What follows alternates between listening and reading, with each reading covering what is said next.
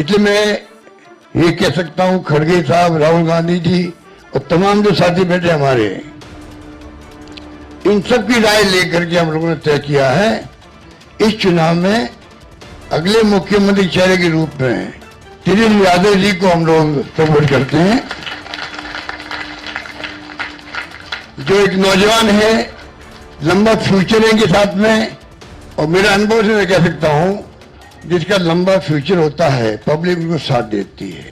ये जो लंबे समय तक नीतीश कुमार जी रहे हैं सत्ता में, अब कुछ कर नहीं पा रहे। अब तो हम पूछना चाहते हैं अमित शाह जी से, इनकी पार्टी के अध्यक्ष जी से, क्या बताइए, हमारा नेता तो हो गया तेजस्वी यादव, आपका नेता कौन है बता दीजिए।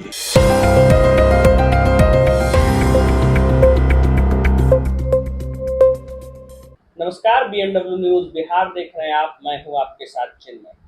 आज बात करेंगे बिहार में राजनीति जो हो रही है उस पर। अब महागठबंधन के द्वारा मुख्यमंत्री और उप मुख्यमंत्री के चेहरे का भी घोषणा कर दिया गया है। इसको लेकर आज हम बात करेंगे बीएमडब्ल्यू न्यूज के मुख्य संपादक कुमार अभिषेक के साथ। तो जैसा आप जान रहे हैं कि महागठबंधन ने अपने मुख्यमंत्री चेहरा और उप मुख्यमंत्री चेहरे को पेश कर दिया। अब ऐसे में चुनाव में होने वाले मतदान पर कितना क्या कुछ असर पड़ेगा? तो पहले तो आपके सवाल के जवाब पे आने से पहले मैं चाहूंगा कि अपने दर्शक जितने भी मुझे देख रहे हैं, हमारे चैनल को देख रहे हैं, उन सबको छठ महापर्व की ढेर सारी शुभकामनाएं। तो आपने सवाल किया कि क्या असर पड़ेगा तेजस्वी यादव का, जिस तरह से उन्होंने सीएम पद के लिए नाम अनाउंस कर दिया, मुकेश सहनी के नाम को अनाउंस कर दिया। देखिए, ये तो महागठबंधन में उठापटक की जो चल रही थी स्थिति, वो तो अभी भी चल रही है। और लेकिन कहता ना कि मुंह में राम बगल में छुरी, तो वही स्थिति है अमूमन महागठबंधन की। अब तक इंतजार हो रहा था, राहुल गांधी इंतजार कर रहे थे कि कैसे लैंड फॉर जॉब मामले में तेजस्वी यादव का नाम आए और फिर उनके नाम पर ये संशय बने कि भाई अब तो इनका नाम इस केस में आ गया है, इन पर आरोप तय हो गए हैं, तो मुख्यमंत्री का नाम तेजस्वी यादव का जाएगा कि नहीं जाएगा। लेकिन मैं आपको अंदर खाने की बात बता दूं, मुख्यमंत्री का नाम भले अनाउंस कर दिया है तेजस्वी यादव ने, देखिए बीजेपी भी इसी बात का इंतजार कर रही है, काफी दिनों से कर रही है। और ऐसी बात नहीं है कि राजनीति शुरू हुई है तो अब आगे कहते ना कि दूर तलक जाएगी, बात निकली है तो दूर तलक जाएगी, तो वो बात निकली है तो दूर तलक जाएगी। तेजस्वी यादव के नाम पे जैसे ही सहमति बनी, बीजेपी ने भी अपना सेट कर लिया है खेमा। तो जैसे ही चुनाव खत्म होंगे, एक रेड होगी या पुलिस पहुंचेगी और लोग पहुंचेंगे, बस उनको कहा जाएगा भाई आपको तो, आपके ऊपर तो आरोप तय है, तो आपको तो अंदर जाना पड़ेगा। तो फिर नाम आएगा तेजस्वी यादव की जगह पर उनकी पत्नी का, राशि का। तो ये कहानी है। रही बात आप जो कह रहे हैं कि क्या असर पड़ेगा, देखिए बहुत असर नहीं होने वाला है। बिहार की राजनीति में बिहार की जनता अब जान चुकी है, क्योंकि देखिए जिस पार्टी में, जिस गठबंधन में सिर्फ सीट के लिए मारामारी हो, ऐसे में जनता भी समझती है कि हम किसके पक्ष में जाएं। तो अब जनता के पास आज की डेट में विकल्प है, विकल्प के तौर पे बदलाव भी देख रही है।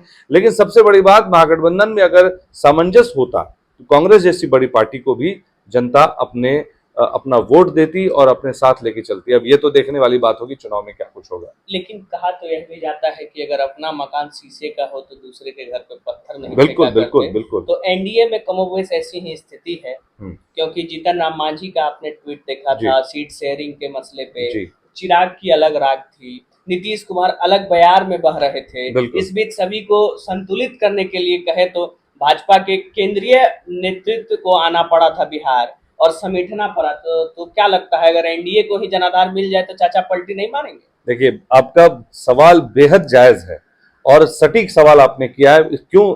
लेकिन एक चीज आप देखो कि जो सीट शेयरिंग की जो आप बात करते हैं, तो जब सीट शेयरिंग होगी तो एनडीए में कम से कम उन्होंने अपनी चीजों को शेप दे दिया। मैं किसी की तारीफ नहीं कर रहा, लेकिन आप सोचो कि जब एक टीम खेलने को तैयार हो रही है, पिच पर जाने से पहले उसको पता है कि कौन सा प्लेयर बैटिंग करेगा, कौन सा प्लेयर रनर पे उतरेगा, कौन सा प्लेयर कीपिंग करेगा या कौन सा प्लेयर बॉलिंग में जाएगा। यहां पर तो आपको मैं बता दूं, मैंने एक खबर भी चलाई थी अपने चैनल पे, जिसमें मैंने बताया था कि तेजस्वी यादव ने, राजद ने, तेजस्वी यादव की बात छोड़ दे, राजद ने एक ही सीट से दो उम्मीदवारों को टिकट दे दिया। रात में बुलाते हैं ये कंफ्यूजन है एनडीए और आरजेडी महागठबंधन की अगर मैं बात करूं तो। चलिए वहां भी मतलब सीटों को लेकर उहापोह की स्थिति थी, प्रॉब्लम्स थे, लोग डिस्कस ये परेशान थे कि किसको क्या। जीतन राम मांझी नाराज चल रहे थे, उपेंद्र कुशवाहा नाराज थे, चिराग पासवान, इवन आज की अगर आप खबर देखें तो आज उन्होंने, चिराग पासवान ने एक अपना राग अलग दे दिया कि मैं 2030 में दावेदारी करूंगा मुख्यमंत्री की। तो देखिए ये मन में तो एक टीस जरूर थी चिराग पासवान की कि वो इस बार मुख्यमंत्री के दावेदार बने, लेकिन समीकरण कुछ इस तरह से नहीं बैठा। लेकिन चूंकि सबको सत्ता में रहना है, देखिए नेता अगर एक बार पॉलिटिक्स में आ जाएं और एक बार जब वो पद पर आ जाएं तो सत्ता की भूख बहुत बड़ी चीज भूख होती है। सब कुछ बेच बाच के लोग इसमें आते हैं, राजनीति में आते हैं। बहुत ऐसे विधायक हैं जो कुर्ता फाड़ कर रहे थे, सारी चीजें आप स्क्रीन पर भी देख पा रहे होंगे, बहुत सारी चीजें हो रही थी, आरजेडी के कार्यालय के बाहर हो चाहे कहीं और हो। लेकिन जो आप कह रहे हैं ना डिफरेंस, ये डिफरेंस है एनडीए और महागठबंधन के सीट बंटवारे में। जहां एनडीए बातों को मिला करके चली, मना तो लिया कम से कम, आरजेडी में तो लोग, महागठबंधन लोग तो मान तो नहीं रहे। यहां तक कि आप बहुत दूर नहीं, हम और आप कटिहार विधानसभा, कटिहार जिले से आते हैं, उसका एक विधानसभा क्षेत्र पड़ता है प्राणपुर। उस प्राणपुर से आरजेडी ने भी इशरत प्रवीण जी को टिकट दे दिया, कांग्रेस ने भी दे दिया। तो बताइए एनडीए में तो ऐसा नहीं देखने को मिला ना, कम से कम मान मनोबल तो हो गया। लेकिन महागठबंधन ये सबसे बड़ी दिक्कत है जो जनता भी देख रही है। तो अब बात यह है कि अगर सीमांचल की बात करें तो महागठबंधन ने काफी कुछ सस्पेंस रखा था। दूसरे चरण में लगभग सभी जिलों में मतदान होना है, सीमांचल एरिया की बात करें तो अधिकतर विधानसभा सीटों पर। तो ऐसे में नामांकन के आखिरी दिन से पहले उन्होंने अपना उम्मीदवार जारी किया और काफी कुछ एक नया समीकरण दे डाला है सीमांचल में। तो क्या सेंधमारी है? देखिए मैं आपको एक बात बता देता हूँ, हमारे जो सोर्सेस हैं उनसे जब हमने बात की, दिल्ली में भी बात की, पटना में भी बात की, तो जो लोग हमारे बहुत जो करीबी है, राजनीतिक विशेषज्ञ भी हैं, उनका कहना हुआ, उनसे जब मेरी बात हुई, उनका कहना है कि देखिए सभी लोग, चाहे वो प्रशांत किशोर हो, चाहे वो तेजस्वी यादव हो, चाहे वो एनडीए हो, सभी लोग इस बात का इंतजार कर रहे हैं कि आपकी पार्टी में से कोई बगावत करे तो हम इधर ले लें, आरजेडी में से टूटे तो एनडीए ले ले या प्रशांत किशोर ले लें। अब आपको ताजा एग्जांपल देता हूं। अभी देखिए मैथिली ठाकुर का वो चला कि मैथिली ठाकुर जो है चुनाव लड़ेंगी। मैथिली ठाकुर को चुनाव लड़ने के बाद उस अलीनगर विधानसभा में संजय सिंह करके एक नेता है, उन्होंने बगावत कर दी, रोने धोने पे आ गए। अब जरा सोचिए कि वो टूट करके जाने वाले थे, लेकिन सबने उनको रोका कि नहीं आप ये इस स्थिति परिस्थिति में। लेकिन अब जो खबर आ रही है, आप उनको कहा गया कि आप इस स्थिति में दल बदल मत करिए, लेकिन अब जो खबर आ रही है शायद वो निर्दलीय प्रत्याशी के तौर पर चुनाव लड़े।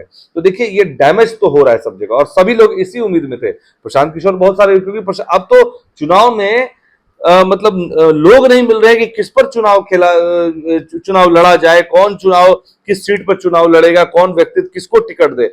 टिकट ले देने के लिए पार्टियां तैयार है, लेने वाला कोई नहीं है, कोई उस तरह का व्यक्ति तो नहीं मिल रहा है। अब किसी आम आदमी को तो कोई भी पार्टी लड़ा नहीं देगी जिसका जनाधार नहीं है। ये कहीं ना कहीं प्रॉब्लम है। कई कद्दावर नेता भी अपने राजनीतिक पार्टी के दफ्तर में लगातार 15 दिन 20 दिन तक रहे, लेकिन उन्हें टिकट नहीं मिली, अंततः उन्होंने बगावत किया है। वैसी सीटों का राजनीतिक समीकरण क्या होगा? देखिए राजनीतिक सीटों का समीकरण यही होगा कि विदर्घात होगा। मैं बहुत ज्यादा दूर नहीं जाता हूं, बहुत ऐसे जो मेरे नजर में जहां से मैं बिलोंग करता हूं वैसे कुछ जगहों पर ऐसा है। कदवा विधानसभा की बात कर लें, कटिहार विधानसभा की बात कर लें, तो बहुत अच्छी सिचुएशन नहीं है। अब मैं आपको बता दूं एक छोटा सा एग्जांपल। एक नेता है जो बीजेपी से आते हैं, उनका बेटा वीआईपी से चुनाव लड़ता है, मां मेयर है, बीजेपी से है। अब बताइए जब वो अपने ही विधायक के खिलाफ जब चुनाव लड़ेंगे तो कहीं ना कहीं एक तरह से डैमेज वाली बात आती है। लेकिन चलिए इसको भी दरकिनार कर दें। आप ये देखिए ना, जिनका आप टिकट काटा उसका तो एक वोट बैंक है, उसके साथ जो कार्यकर्ता है उनका मनोबल टूटा। आप मैथिली ठाकुर का एग्जांपल मैं देता हूं, जिन लोगों ने इतने दिनों से तैयारी कर रखी थी कि चुनाव लड़ना है, कार्यकर्ता तैयार थे। और एक बात मैं उस बात को कंप्लीट करने से पहले बोलूंगा कि देखिए चुनाव जो है ना, नेता नहीं जीतता है, चुनाव कार्यकर्ता जीतते, क्योंकि दिन भर पूरे 5 साल नेता फील्ड पे जाके काम नहीं करता, वो जाता है शिलान्यास करके चला आता है। लेकिन नेता जो होते हैं वो अपने कार्यकर्ताओं के बल पर चुनाव में आगे बढ़ते हैं, और यही वजह है कि नेता की छवि अच्छी या बुरी उनके कार्यकर्ताओं पर निर्भर करती है, नेता नहीं जीतता। और ये वजह है जो आपने सवाल किया, तो उसमें मैं बता दूं कि ये जो इस बार का जो चुनाव है खिचड़ी हो गया है। कौन किधर से किस पार्टी को तोड़ेगा मरोड़ेगा कहना मुश्किल है। इसीलिए इस बार किसी भी विधानसभा सीट पर आप देखिएगा वोटों का प्रतिशत या जो आप कह सकते हैं नंबर्स जो हो गया, जो डिफरेंस होगा वो 5,000 से बहुत कम होगा। कटिहार जैसे विधानसभा क्षेत्रों में तो मुझे लगता है 1,500 से 2,000 के अंदर के रिजल्ट्स रहेंगे आपको उसमें। ये है। तो आपने कहा जो बीजेपी में पिताजी और वीआईपी में बेटे, तो ऐसे तो संसदीय चुनाव में भी हमने देखा था कि जदयू में विजय चौधरी की बेटी और शांभवी अशोक चौधरी की और बेटी, उनकी बेटी शांभवी चौधरी लोजपा रामविलास के टिकट पे सांसद है। तो खैर, ये थे हमारे साथ बीएमडब्ल्यू न्यूज के मुख्य संपादक कुमार अभिषेक, और हम कर रहे थे इनसे कुछ खास बातचीत वर्तमान बिहार की राजनीति पर। आप क्या कुछ अपनी राय रखते हैं कमेंट के माध्यम से जरूर बताएं, और कुछ नई अपडेट्स के साथ जुड़ेंगे आप लोगों के साथ बहुत जल्द। तब तक के लिए धन्यवाद, बहुत बहुत धन्यवाद। तमसोमा ज्योतिर्गमय गुरुकुल शिक्षा मंदिर संस्थान के साथ बनाए अपना भविष्य। रेगुलर और प्रोफेशनल कोर्सेज, सेकेंडरी और senior secondary courses, law, teachers training courses, pharmacy and nursing के साथ पैरामेडिकल में डायरेक्ट एडमिशन पाए। वेबसाइट विजिट करें या दिए गए नंबर पर कॉल करें। हमारा पता है गुरुकुल शिक्षा मंदिर संस्थान, कल्याण चौक, DS कॉलेज रोड, कटिहार। हमारा वीडियो अगर आपको अच्छा लगा हो तो आप हमारे वीडियो को लाइक करें, शेयर करें और हमारे चैनल को सब्सक्राइब जरूर करें।